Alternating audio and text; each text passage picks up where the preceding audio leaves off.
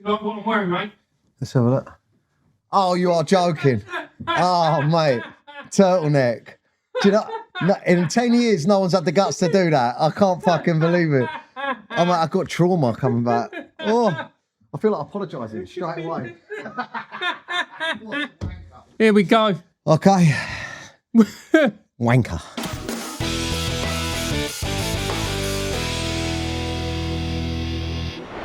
Hello and welcome to Francis Foster Sorts Your Life Out, the podcast or the show where I and my guests sort your life out. Now, you need to remember, we're not a therapist, we're not a psychotherapist, we're not a physiotherapist, we're not any type of therapist, doctor, psychiatrist, psychologist. So that means that you know that we really know what we're talking about and we're going to be able to sort your problems out ASAP. Job done. It's only going to take 5 or 10 minutes, and whatever is bugging you, we will get sorted, and you will be off into the rest of your life being able to soar like the proverbial eagle. But the guest today is one of my favourite comedians. He's crushing it on social media and on his tour. It's the fantastic, it's Daniel O'Reilly. Hello, sir. Hello. Hello, mate. How are you? I love the turtleneck. Thank you, that mate. was a beautiful surprise. For those people that don't know, I once notoriously apologised in a turtleneck, so I feel like saying sorry right now. But well, you carried it off and you looked much better than I did. So, I mean, and this is a very cheap turtleneck. I can tell it's a costume, isn't it? Yeah. It is a costume. In fact, somebody actually said, is it a religious thing? And I thought to myself, yeah, that's all you need, mate, to piss off, certain sections of society. But thanks for having me on, man. I can't believe you got your very own podcast, even though you did have your own, but I mean your own podcast. Yeah. So this is it. This is my baby, and we bring people on. How have you been? Genuinely, you've just done amazingly. You've done amazingly from when I met you, when comedians were trying to cancel you for being sexist. Yeah. To where you are now, where everyone's trying to cancel you. Yeah. I think, I feel it's very surreal. I feel great. I've been grafting for so long, and now the fruits of the graft is coming through. We're on about 40,000 tickets sold, 34 sellout tour shows, and we just extended by 21. So we're out. The content's flying, and I seem to just. It was kind of when I let go of the shackles of giving a. Can we swear? Yeah, you can. Yeah, absolutely. Let go of the shackles of giving a fuck. Yeah. So, which has helped me with my content and my comedy. No, it's been amazing to. It's genuinely been so fun to watch you. Just go in. And, and you're talking about stuff which is getting, getting traction. Yeah. And I know it's getting traction because Katie Hopkins sharing Oh, my God. Yeah, I had the best day. Because some days I think I don't have enough trolls. So how can I collect more trolls? And got retweeted by Tommy Robinson, Katie Hopkins, and Lawrence Fox, all in the same day. Yeah. Oh, it was a beautiful day for abuse for me. I love that. Oh, that's the day I think I officially became far right to the world. So. No, I think it happened a bit before. Mate, let's be fair, it happened way before that. You said like Lawrence Fox and Tommy. They both. We've had Lawrence on the show many times, and Tommy follows me on Twitter. Oh, wow, yeah, that's kind of just the guy I am. Mate. Yeah, I love that. I love it. I mean, now the perimeters of far right have changed. Yeah, what it used to be is very different. Being like anti-nonce, is far right now. Of course, anti like just the government spunking your money, giving it to like foreign aid when your grandma's dying is far right now. So as the perimeters change, I sort of fell into far right, and here we are. Yeah, exactly. I mean, did you ever think you'd become far right? No, it's taken me a lot of hard work to officially get there, and now I've just got to change my kids into far right thugs as well. So, well, you've got daughters, and they're blonde hair, and have they got blue eyes? One of them actually. So let's be fair, they're already there, mate. They're already there. Get them some nice little kind of jack boots. Get them goose stepping. And we can do it. I'm learning all the catchphrases on Twitter now that the trolls I call a grifter. I don't know what that is. A grifter is somebody who takes on positions that they don't really believe in or causes in order for monetary gain or status. Right. Okay. All right. Okay. Yeah. So all us content creators are kind of grifters, but actually, no, I believe in what I'm saying. So does that mean?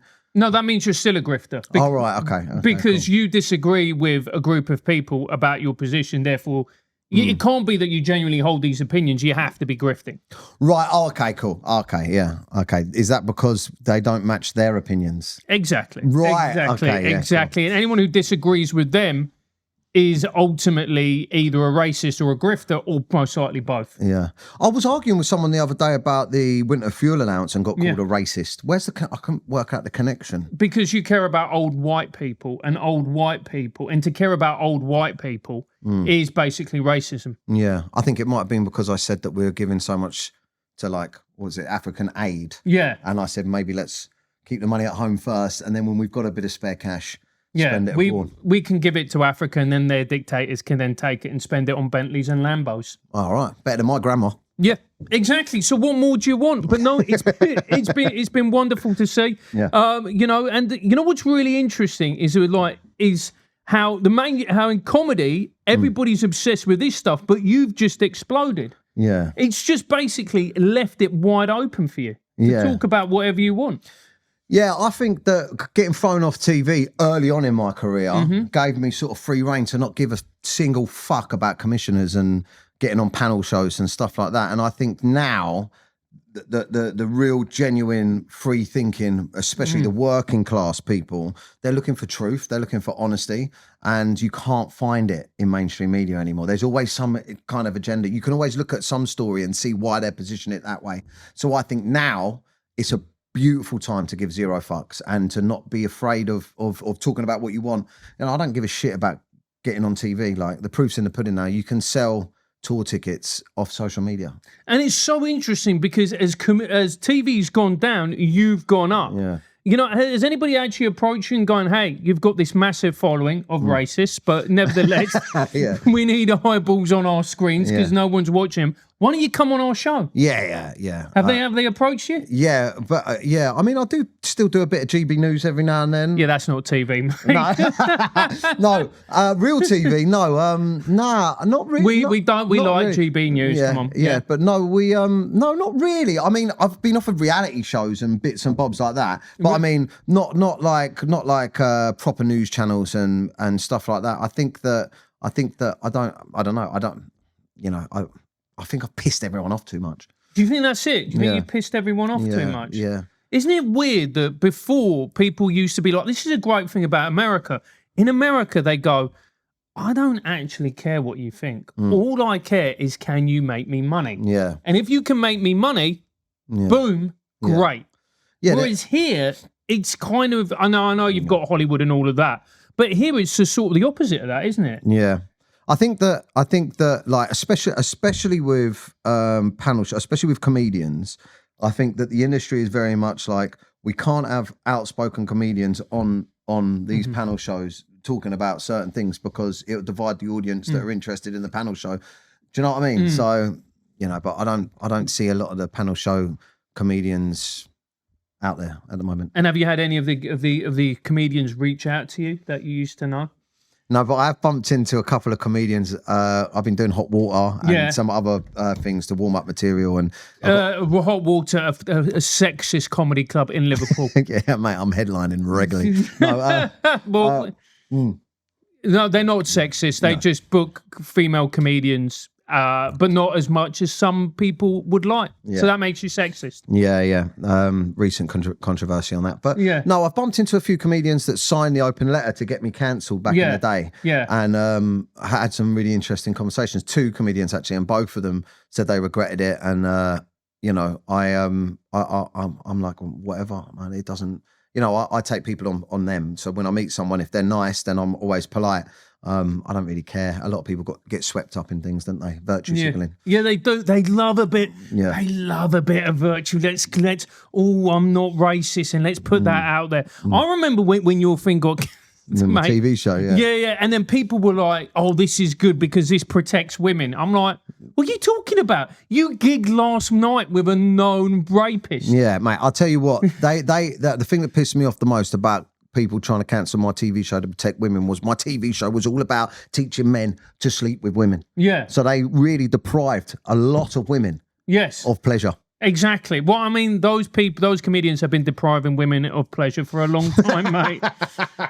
And in fact, I don't know. I've known very few of them who've actually given women any pleasure whatsoever, whether with their routines or in the bedroom. So I just found it really amusing. Like, you know, obviously what you went through was awful, but just the hypocrisy of it, the absolute rank hypocrisy of it was just staggering. The main thing about comedy is being funny, right? And to me, I and this is not having the right opinions. Well, yeah, I'm firm believer of if you try and twist your mind and your material and what you want to say into things that you think is conventional and going to get you booked and is not going to upset people, you're not being honest with what you find funny. It's as simple as that. Yeah. Do you know what I mean? Comedy you should go to a comedy club and listen to someone saying something that you're too scared to say, but you fucking enjoy it. Yeah.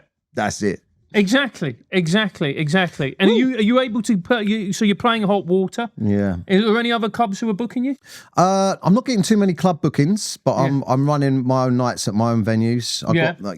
I was sort of motivated to create my own, as you know, comedy clubs and fucking venues to do my own comedy in. So I'm not getting too many bookings, but I'm touring so much now. It's not really. It doesn't. It doesn't matter. You've got your own. You've got your own audience, which is absolutely incredible. You've got a great podcast as well, haven't you? Yeah, Menace to Sobriety. Anyone that's struggling with drink or drugs or just not being happy or trying to escape their feelings, it's my full journey through sobriety from when I went sober this time round, when I went sober to, I think I'm 720 days. And wow, congrats. It's a massive body of work that you can watch to get yourself sober. It's brilliant. Yeah, because you get on great guests. You know who I find really interesting, somebody who you should try and get on is Gabor Maté. Have you ever read any of his stuff? I tried to read his book on Scattered Minds, I think it's called, an ADHD, but because I'm ADHD, I couldn't fucking focus.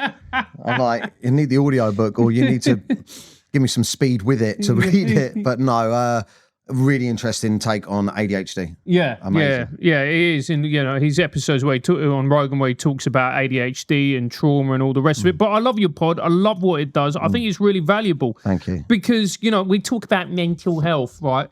But I think it's addiction is something that we don't talk enough about, and we don't talk about it honestly, and we don't talk about the various different ways that it manifests. Like people think like being an addict is like lying in a gutter somewhere, and of course it is, but there are also people who are utterly dependent on drugs and can't function without it. I mean the big thing with me and the big exactly that what our generation, especially with cocaine culture and our generation in general, we believe, a lot of people believe that it's the frequency of how much you use. You have to drink every day, you have to use every night. That dictates you an addict. That wasn't me. I was a binger, so I could go days without it, but when I started, all hell broke loose and I ruined everything, and I was just wild, self-destruct, like Viva Las Vegas. You know what I mean? There's some fun times, but and I think a lot of men are going through that, especially men. Life is hard, so at the weekend they got to blow their brains out to get ready for the next week, and there's no way to live. And do you know what? I think a lot of this is actually connected to people's inability to be themselves and political correctness, not being able to say what you think, what you feel, feeling scared that if you say an opinion that you hold honestly, that people are going to cancel you, that you're going to lose friends or family. So what you have is this pressure valve existence. Yeah. And then the moment it hits Friday, I remember I used to do that, and then you just have a drink, you're like, right, let's go. Yeah, let's have it. And then, it would be chaos and whatever else.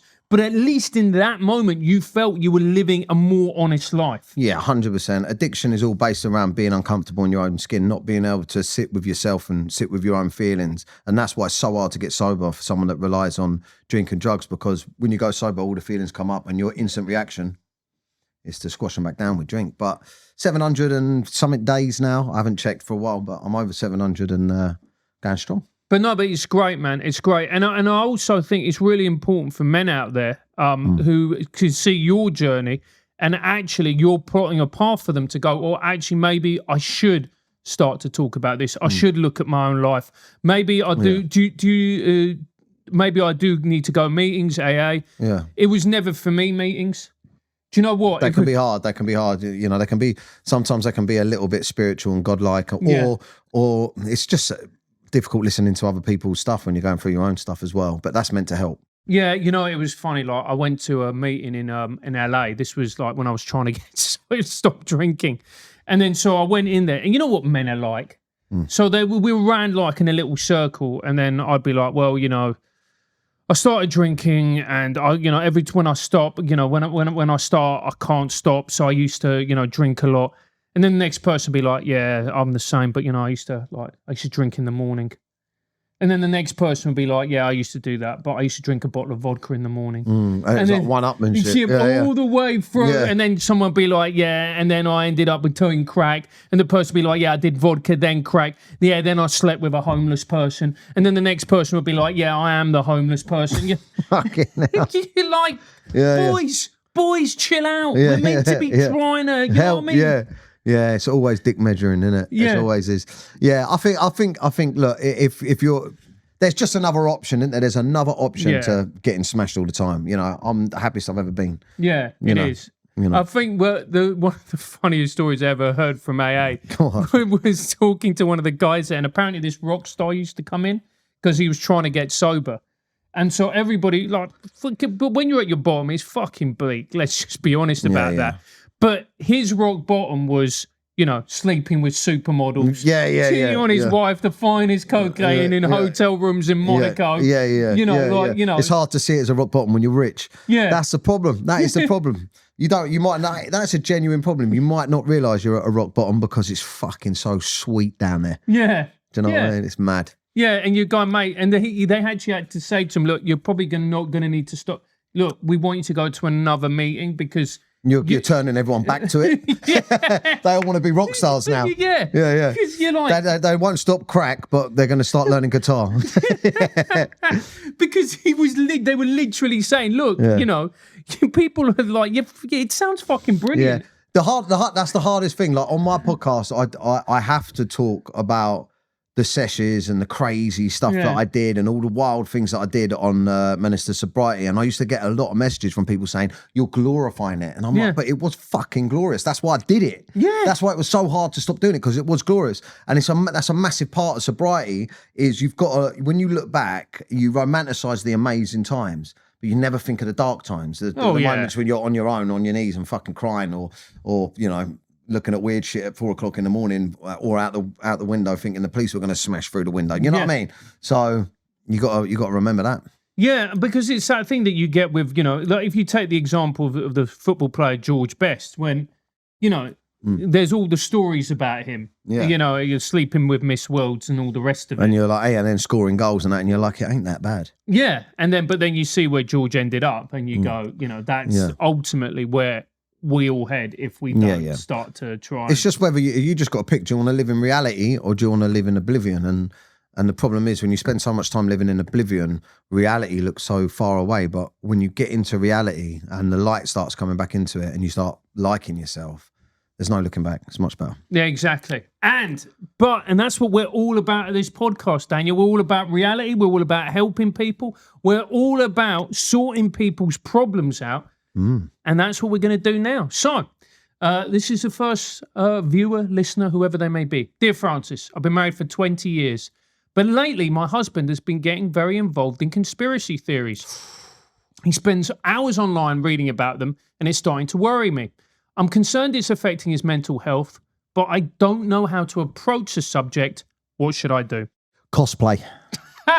Right, the first thing she needs to do is dress up as an alien, or just run into the bedroom pretending there's a mud flood, or paint herself as the moon and get him to have a landing. You know what I mean? Maybe become a flat Earth. Yeah. But the point is, involve yourself in the conspiracies. Yeah. I know. It must seem weird, but try and be part of it with him, and maybe have time off from conspiracies and time on with you. Do you know?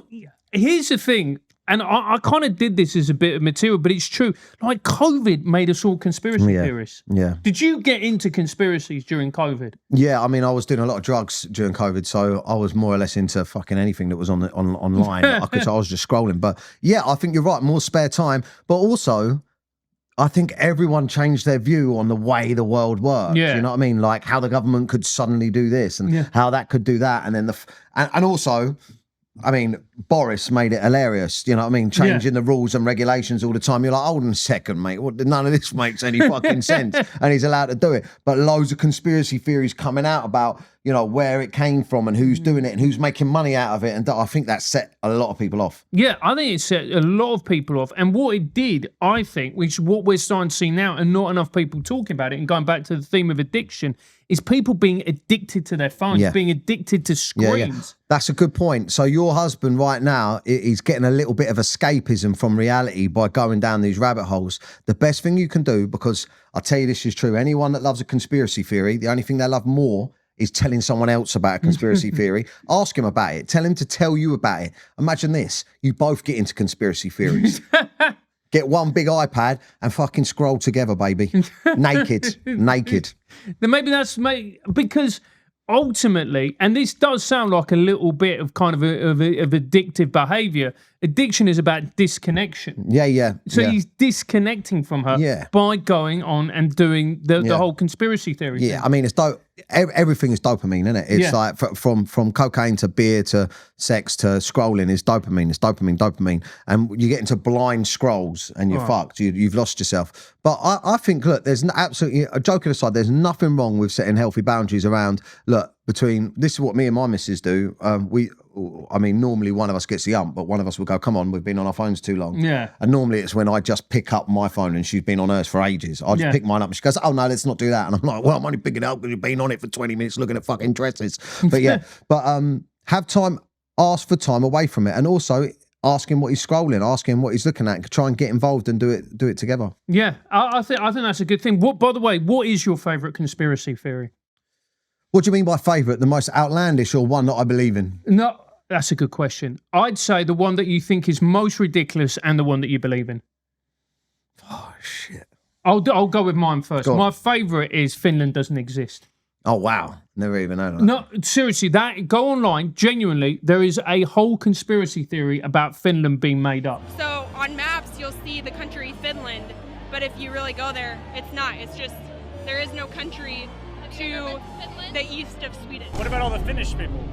The Finnish people, they're really Swedish. Have you ever met anybody from Finland? And people believe this. Yeah. And they say it's a creation. I can't remember what the theory is behind it, but Finland doesn't exist, genuinely. And the one that I believe in 100% is Epstein didn't kill himself. I think that is just... Oh, of course not. No, he knew too much. Do you know what I mean? That's like, we're lucky Hugh Edwards even made trial. You know what I'm saying? I don't think Hugh Edwards knows anything, mate. No. I don't. And my favourite thing about the whole Hugh Edwards thing, actually, for our American viewers, Hugh Edwards was a probably the best known BBC and most respected BBC journalist for the last 20 odd years. But anyway, and he got exposed for downloading and watching child porn. My favourite is that part of the reason he blamed on part of the reason he blamed his mental health. No, he didn't blame his. Well, he blamed his mental health part of it, but he said one of the reasons that he watched and downloaded all that child porn was because that he didn't get into Oxford, and it made him feel like an outsider at the BBC. Fucking hell. What the fuck? I think, what? Shut up, mate. I mean, we all have issues. We all have abandonment and insecurity issues, but we don't wank over kids about it. Go for a run. Fucking hell. So he felt like an outsider he felt like an outsider. So what he's saying is he felt like he didn't fit in at the BBC, so he became a nonce. Fucking nailed it, mate. Well, now you are in the club. Yeah, exactly. When the reality is, by being a nonce, that does make you part of the BBC. Exactly. So he was like, look, what he's basically saying, it's got nothing to do with that. He's looking around and going, fucking all these people are getting on. Bet they're kiddie fiddlers. Let's get fiddling. Let's get. Do you know the thing I find interesting? Is that he obviously talked with his legal team. And that's the argument that they went with. They went, right, what are we going to do? You didn't get into Oxford. Yeah, you didn't get into Oxford.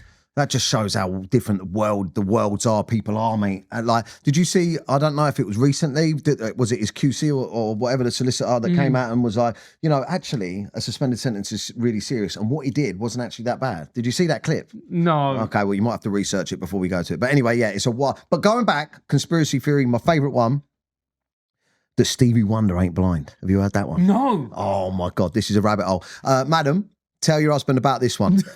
He's going to love it. He's going to love it. You wouldn't see it coming, like Stevie. But no, there's loads of videos and stuff of Stevie Wonder, right? Where like someone walks past and knocks over a mic and he catches it. Really? Yeah, shit like that. And like someone said he drove once and shit. But there is loads of videos online of Stevie Wonder, like people walking past and him going, all right, and stuff like that. Like, have a look for it. It's the bollocks. Apparently, like all this stuff was just for like aesthetics, you know, to sell the music. And I love that. Really? There we go. There we go. You know what? And all his wives are fucking banging, mate. All the birds he's had a fit. How does he know that? Have you ever seen the Ray Charles movie? Yes. Yeah. You know when he gets introduced to a woman and the first and thing he touches her face, then no, is it? No, and he just holds her wrist. Yeah, yeah. And if the wrist is too fat, he's like, no, thank you. Yeah, yeah. That's because he knows how good at hand jobs, isn't it? He checks her wrist. He's like, yeah, mate, she knows how to rip one off. Yeah, exactly. Strong muscles, that's what we want. So there you go. I hope that sorted it out for you. Okay. Dear Francis, I'm a 45-year-old woman and have been with my partner for over a decade. Sex between us has never been earth-shattering. Bit harsh. Yeah. But recently, I've found myself becoming almost numb to it. I go through the motions because I don't want to hurt him, but it's like I'm not there. I love him, but the passion is completely gone. Is this normal at my age, or have I checked out emotionally? And how long have you been married for? I've been married for 10 years. No, I've been married for 2 years, but I've been with my missus for 10 years. So that's proper long-term relationship stuff. Like that's the first off, I don't know what it's like to be a 45-year-old woman or whatever. Well, you can identify as it, mate. Yeah, but I think like for me and that will be the title of the episode. I don't know what it's like to be a 45-year-old woman. But no, like for me, the spark hasn't gone. Why are you doing a Stevie Wonder? Because I just no. For me, the spark hasn't gone in the sex, but sometimes the spark goes with the initiation. You know what I mean? I'm just like, can I have a shag? You know what I mean? And it gets us there. It gets us into it. But you know, so you have to keep, and I have to keep reminding myself. You know, you need seduction, you need romance. But I think the best thing you can do is talk to your fella about it, 100%. But come from an angle of I'm not enjoying it. It's not doing it for me. Just like, listen, I want it to be better. I want us to have better sex. I want us to come up with new ways of making it exciting. Yeah. You know, and because like if my missus come to me with that, all the idea is you want a shag. Yeah. You know what I mean? That's like, us men care about being wanted.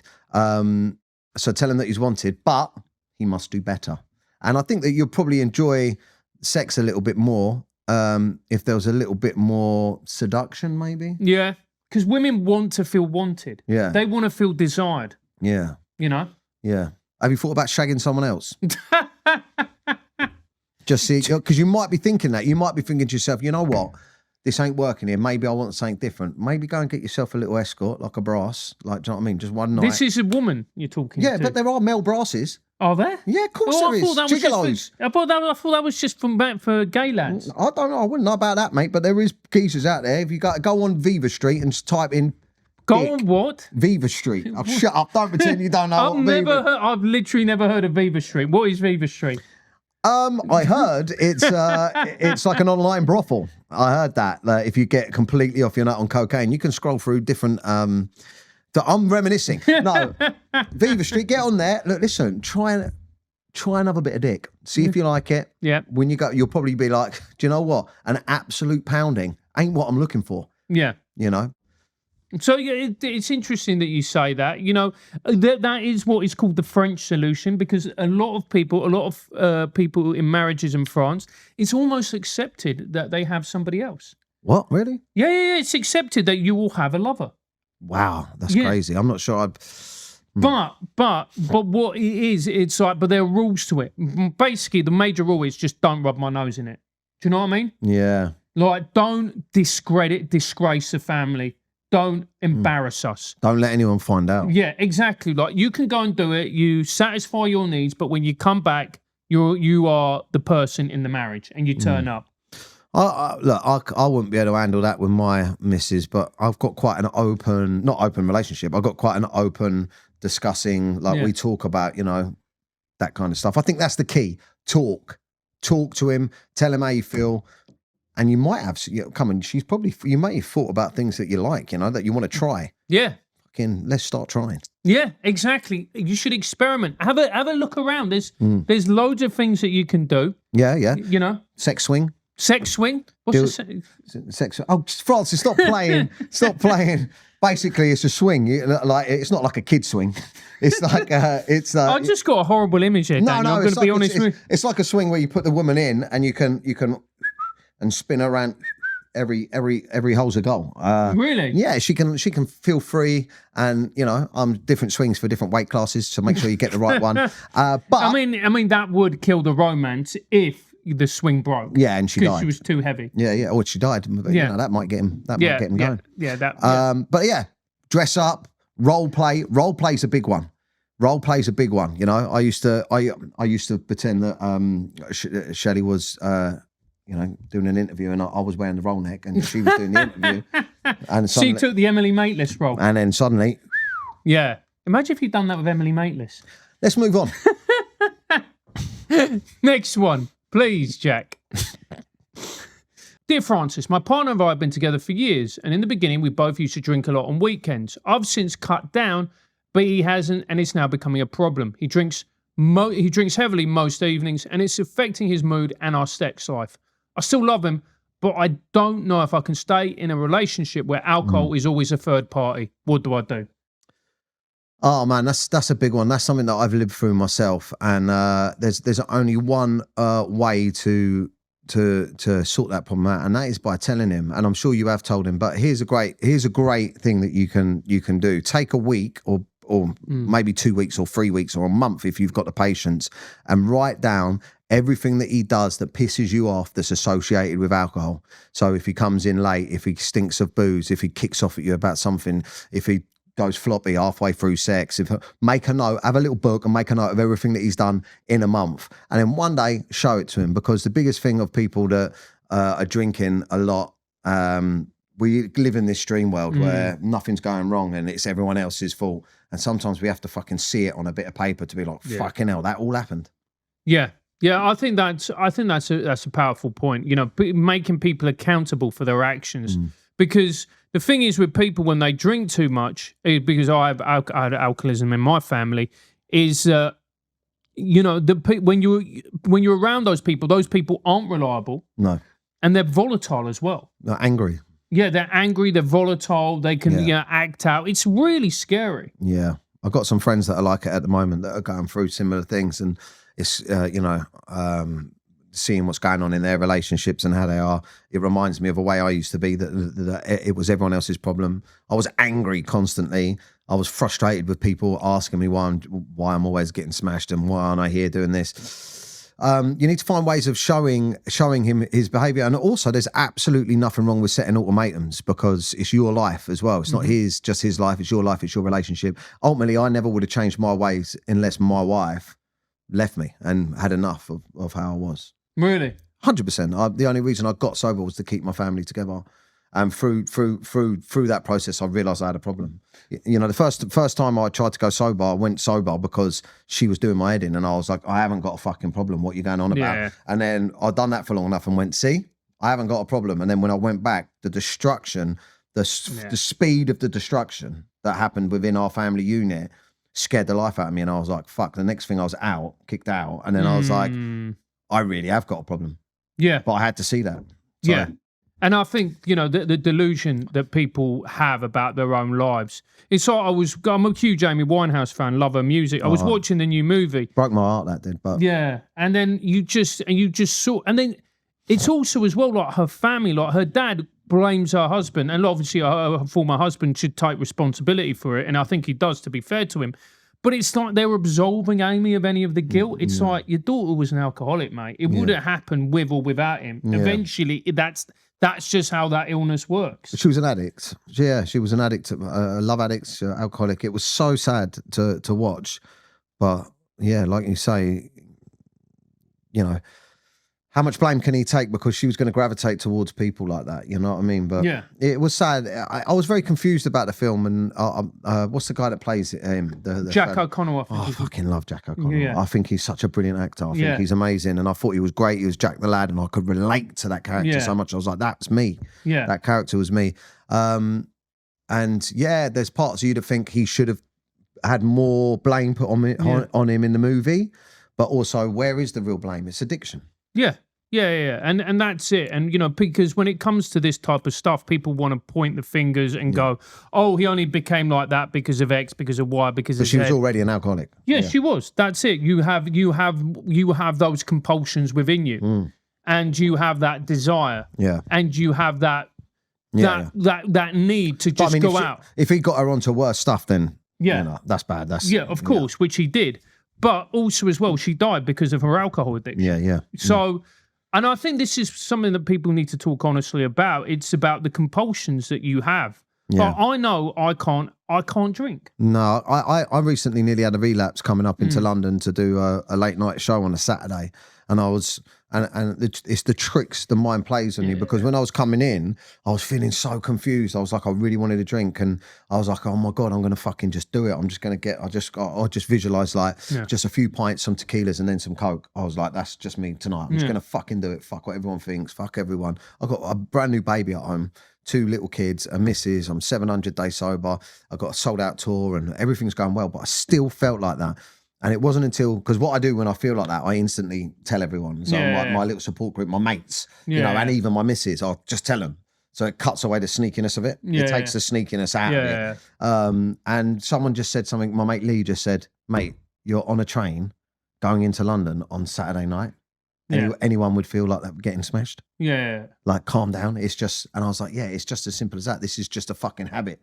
This is just a thought in my mind that I would normally be going into doing that. And once I differentiated myself from the thought and saw the thought as something like an alien entity, like a ball of energy, I was just like, right, go away.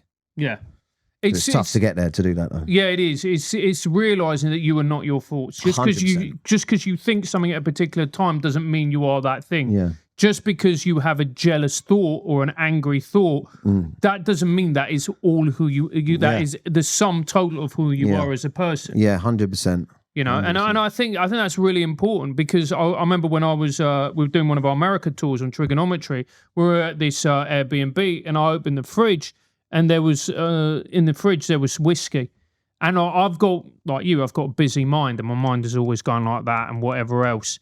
And, and if I don't channel it, if I don't meditate, if I don't exercise, if I can rapidly descend into just, the mind, the nonsense takes over. Yeah. And I remember looking at this whiskey going, fuck, if I could just smash that back, that would just stop everything. Yeah. Oh. You know what I mean? And then I had just to shut the fridge door, and I walked away and I walked outside. Do you know what I mean? So hard. You never know when it's going to grab you. That's why it's so important when anyone that's on this journey that's going sober, it's so important to work on your mental resilience, even when you don't feel low, like just as part of your routine. Yeah, absolutely. All right, next one, please, Jacques. Dear Francis, I've been with my partner for 3 years, and while I love her, I've noticed she's become quite controlling. She constantly checks my phone, questions me about where I've been, and doesn't like me spending time with my mates. I'm feeling suffocated, but I don't know how to tell her without causing a row. What should I do? Cause a row. Cause a row, man. It's the only way. Otherwise, you're not happy, are you? The biggest problem that we have as people is that we feel weak and vulnerable when we're getting beaten up mentally. So you're not in a position to fight back. But really, you got to have some respect for yourself and start fighting back. So, you've got to, if you ain't got the guts to say it, you've got to write it down and either read it or send it to her. But have to fight, because it's going to go one or two ways. You're either going to be in a better relationship, or she's going to show you how she really feels, and you're going to break up. And that may be for the best. I find it really interesting, the words "be kind," and people think that being kind to yourself means, just go out and pamper yourself. And I go, okay, right, it might well do, whatever. But actually, being kind means eating well, which is something I really struggle with. Or it means not boozing, which again is something that we work on. Or it means going to the gym. And the other one that I find really tough is boundaries, like standing up. Yeah, don't, mate. It's a big one for me at the moment. I had it last night. I had a friend of mine, or an old friend of mine, that we've drifted apart, and he wanted me to do certain things that I didn't want to do, and other people wanted, I'm in a place now where I'm quite confident to say no. I don't want to do that. I don't want to get into that business, or I don't want to do that. And I never used to be like that. And I think if you spend majority of your life people pleasing, and you create this massive crowd around you of people that you were desperate to like you and please. And then suddenly when you start working on yourself and you go, actually, these are my boundaries and I don't feel comfortable, their instant reaction is to go, well, you're horrible. Because they need to say that you're horrible because it makes them feel better about you not doing what they say. Yeah. And it's such a tough process to go through, but you have to have the confidence to have the conflict to grow. So, have the confidence to have the conflict. You need the self-esteem, because at the moment, to even let it go this far, to sit there and let it go this far where you're going, I'm really not comfortable with this, and you haven't said anything yet, means you've got low self-esteem. So you've got to do it for yourself. Yeah, and I think that's so. And I think also the thought of conflict is always far worse than the conflict itself. Yeah, I mean, you just got to throw yourself into it. Fuck it. Like you'd rather be happy alone than upset with her, wouldn't you? Yeah, and it's also as well. I know what you're doing because I do it, and I've had to constantly work, and it's something I have to continually work at. But the reality is, conflict is part of life, whether you like it or not. 100%. You're going to have conflict. It's just part of moving through life. And by not accepting that, what you're doing is you're running away from life. Yeah, 100%. And just look at it as shedding the fat. Man, I do it with my following every day. Every time I post something on Instagram, TikTok, Snapchat, wherever, a certain amount of new followers come and a certain amount of people unfollow. And you just shed the fat. Yeah, exactly. There we go. So, boom. Make sure that you have a row with her because it's part of being with a woman, mate. They fucking do your head in. Mate, it's part of being a man. Part of being a man. Tell her where she... Anyway. Okay. Dear Francis, my husband and I are on different pages when it comes to politics. I'm more left-leaning. Of course you are because you're a lady. And he's very conservative. We've had some arguments about it and I'm worried it's starting to affect our relationship. Can a marriage survive such different political views? It's a question for our time. I think it can't survive if you're going to discuss those political views because they're so different. Everything about people that are really hardcore left-leaning fucking irritates the life out of me. It's just bullshit. So, I mean, I have it a little bit with me and Shelley kind of have a very similar stance on things like illegal immigration, stuff like tax and the government and stuff like that. And we kind of differentiate in other things. Like what? Like, she's like a hardcore feminist. Oh, right. She's pretty gender critical. Yeah, and you know, whereas I'll watch a Jordan Peterson video and try and relay some stuff to her, and she'll have none of it. Oh, right. Yeah, okay, and we can get into that debate, but I'd have to look at my daughters and be like, I've got 3 daughters, so maybe just listen and maybe just learn. But I think if that argument was spread across all the spectrum, I'd end up telling her to fuck off because I argue enough with people out there to be arguing at home. So yeah, either learn to not talk politics with your husband or get a new husband. You know what? I'm going to disagree with you. I think, look, and this is what I think. I think politics isn't that important. I think we have put it to a place in our society where we actually think it's more important than it is. Do you remember when we just used to say, all right, mate, fair enough, I agree. Let's agree to disagree. Oh, mate, those days are long gone. or if someone just goes, yeah, I don't agree with that, but good point. Do you know what? I try and do it on Twitter every now and then. Yeah. When I'm arguing with people on Twitter, every now and then, I mean, have a look through my replies on Twitter. It's a fucking war zone. But every now and then I go, do you know what? Food for thought, mate. Yeah. Food for thought. Yeah. And people are like, what? What the fuck? Like, I can't even believe that I'm kind of half, all right, yeah, I'm willing to learn. I'm willing to listen. Yeah. That's gone. Days of that are gone. But if you think about it, this is something that I think is actually really sad, is that people let their relationship, their friendships, you know, whatever type of relationship that they have, get obliterated by politics. Do you remember, like, I lost a really good mate, over the vaccine. Because we were talking about it and he just got really angry. And was he pro-vaccine? Yeah, well, yeah. Like, and my opinion was, if you want to take the vaccine, that's entirely up to you, but you shouldn't force people to take a vaccine. Yeah. You know, and also we should talk honestly about it because, like with all medical intervention, there will be side effects.